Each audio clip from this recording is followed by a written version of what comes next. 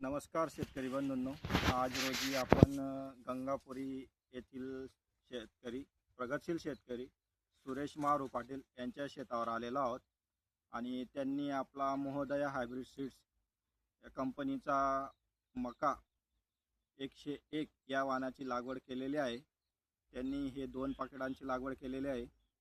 तरी आपण आता पाहू शकता की कुठल्या स्टेजला आहे मका। मक्याच्या कणसाची साईज पाहू शकता।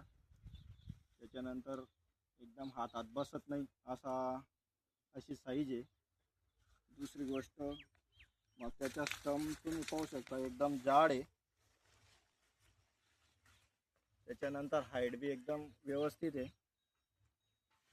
की खाली जनावरांना खाऊ वगैरे शकणार नाही अशा परिस्थितीत आहे। त्याच्यानंतर तुम्ही तसं जर पाहायला गेलं तर 2-2 कोब हे आलेले आहेत आणि मका आता साधारण हा जर आपण तसं पाहायला गेलं तर दुधाळ अवस्थेत आहे। अजून त्याला दाणे भरायला वगैरे वेळ आहे। तरी माझी शेतकरी बांधवांना एकच विनंती आहे की त्यांनी येणाऱ्या खरीप हंगामात 101 या मकाची लागवड करावी व आपले उत्पन्न वाढवावे। धन्यवाद।